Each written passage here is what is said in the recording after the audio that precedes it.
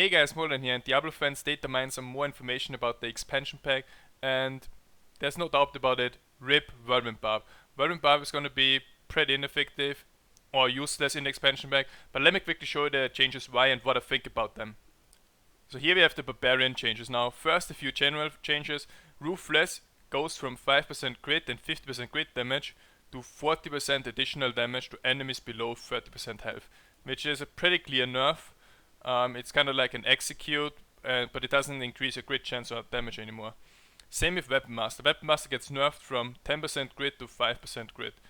Other thing that's important is Bloodthirst, which is our 3% lifesteal, gets changed to it's not going to be lifesteal anymore. It's not going to be based on your damage done, but on fury spent. That heals you for life per each fury spent. So that's a pretty big change to do this with many lifesteal effects. And I think this makes a lot of sense because if the damage numbers increases, lifesteal would become more and more useful until it basically like keeps you alive all the way, which shouldn't be. Like the game is going to be a lot of difficult. In the expansion pack it's going to be much more difficult than it's now, and changing the life replenishment I think is a very good idea. Other things to point out is the same is with Warcry. It generates life generation by 1.6k, so the HP pools are going to be larger, but the damage is probably also going to be larger. But as a result of this, lifesteal probably won't be that common anymore. There are also changes regarding Ignore Pain, and that's important here. It breaks the effects of Root, Stun, Fear, and Mobilized, and Snare. So this means is, for example, in the loot runs or in the Phelan trials, there's going to be very hard and difficult content, and there's going to be a lot of CC, and CC breakers are going to be useful. But what this could also mean is that the one string that was data mined there was a PvP arena data mined. It could also mean that there might be some sort of PvP involved, but there's too little information about that yet, so I can't really guarantee it.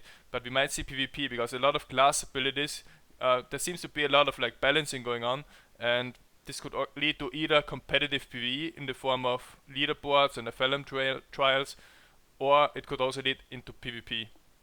Other important things are Battle Rage, for example, part of the Whirlwind build, into the fray nerfed. Instead of generating 50 additional fury per crit, it's going to be changed to get a 1% critical hit chance for enemy within 10 yards under the effects of Battle Rage. So it's going to be more like good for AoE, but when do we really have more than 20 mobs on the screen or more than 10 mobs, so it's only going to be a 10% crit chance boost max, which is probably enough to what it used to be. Same with Wrath Berserk, Thrive on Chaos, the Perma-Wrath, forget it. Not a single Barbarian build is going to work. Like Fury generation in general seems to be a problem because there won't be Battle Rage into the fray anymore, less Fury in general. But Thrive on Chaos got changed to gain life per Fury spent under the effects of Wrath Berserk. And it's only 250, which is nothing compared to what you get from Bloodthirst.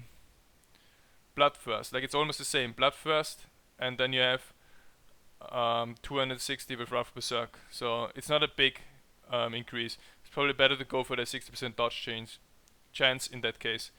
Also interesting is Rend.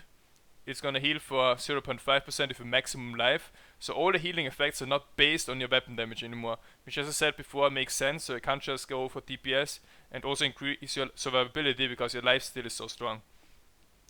Alright, but that's was it about Barb. And yeah, Whirlwind, the main skill. The problem with Whirlwind is, first, while whirlwinding, you move at 66% movement speed. So you are slower than normal, and Hurricane, which currently allowed you to move with your full movement speed, got changed to pull enemies from 45 yards away towards you. I don't know how this is gonna work. You use Whirlwind, then all enemies gonna come to you, and then they're gonna Hammer of the Ancients or Seismic Slam them down. We'll have to see how this is gonna work. It seems to be like a pretty decent group skill. If you could like group the mobs up and then your part is gonna AoE, that could be really interesting. But more about group comes now. Now I'm gonna talk about the new skills from Barb and other classes and what effects they're gonna have. The Barbarian skills are Rampage, which increases strength for assisting or killing an enemy. It's basically a killing streak that makes you strong and gain strength. But more important is Sword and Board, which means that block and attack generates Fury, and Fury generation is going to be hard in the expansion, so using a shield could be a very viable option. And also Absorb, which reduces all damage taken by 800. Now, I think the Barbarians are kind of like being forced into a kind of tanking role. So there's going to be like very difficult PvE content where you have to play as a group, where you have to get ranged characters like Demon Hunter, Wizard, and you also have to get tanks like a Barb or a Crusader. And the combination of those classes makes you able to do well in those in that really challenging, difficult content. But why I think this is like that, let me check the other classes. Now Demon Hunter gets very interesting abilities. Demon Hunter, for example, gets 20% crit chance for enemies that are more than 20 yards away from other enemies. So when you, for example, in the endless loot run or Nephalem trial, you probably wanna like group up or the mobs into different groups so that Demon Hunter can really use that ability to its fullest. Another important thing is, for example, this here. Gain 20% movement speed, increase for every second you remain stationary, stacking up to 3 times. This bonus is reset 5 seconds after you move. So if a Demon Hunter stands still for 3 seconds, he gets 60% movement speed increase for 5 seconds. What this means is it's probably important to have a Barbarian or Crusader tank a big group of mobs so the Demon Hunter doesn't need to kite. So it's not forced into kiting, but it's able to do full damage to them. And after that group is down, the Demon Hunter is going to have the sick movement speed and is going to be able to rush to the next group already to do some damage there already, because the mob's going to keep coming and the goal is to kill as many as you can. And yeah, if there are leaderboards for this, I don't know if the leaderboards planned or if it's just going to affect the loot that you get. Whatever it is, it's very cool that there's some strategy, tactics involved and some team play and so on. Like Diablo is going to be absolutely amazing.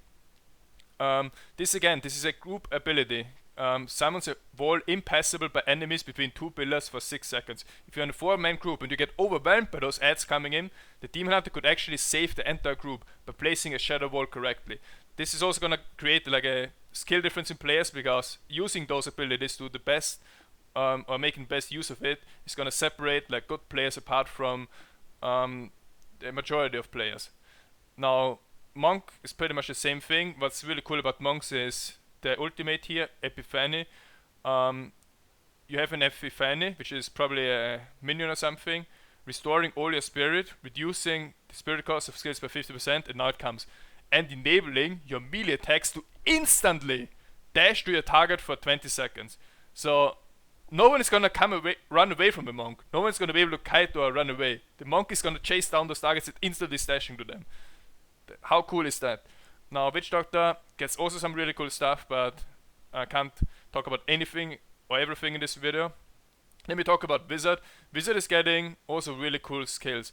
For example, the Black Hole. The Black Hole can be casted on a target location that draws enemies to it. So if for example a Demon Hunter and Wizard play together and they get overwhelmed by adds, they could for example place a Black Hole, get some distance and watch while those mobs get dragged into the black hole, and then they can attack them from a safe distance.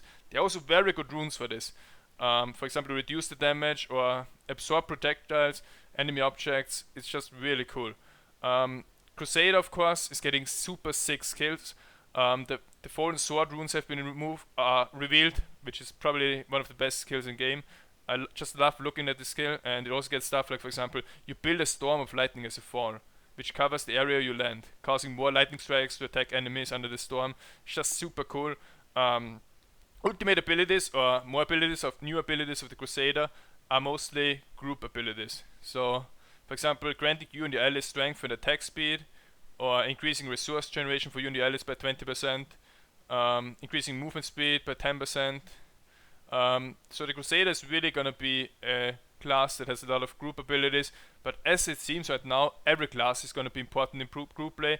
Every class, even Demon Hunter, is going to be useful in group play, and yeah, I just wait for all the exciting content to come.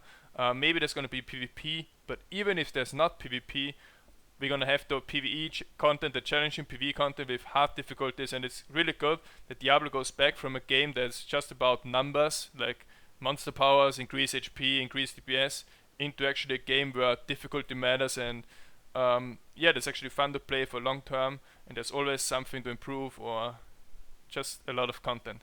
So yeah, RIP Whirlwind Barbarian, there's going to be new builds that we have to use, but I think this is not a negative thing. A lot of people are probably going to be like, oh, they nerfed my Whirlwind Barb's back, this sucks, they nerfed the movement speed, I'm so slow now, being slow is not fun, it was fun to be fast and rush everything, I don't want to be play slow based. But I think overall, if you see Diablo 3 is a completely different thing, and most of those changes are really balance changes. So Blizzard wants to balance the game, whether it's for PvE content, for loot runs, or Nephalem trials, or for PvP, or just for Paragon leveling.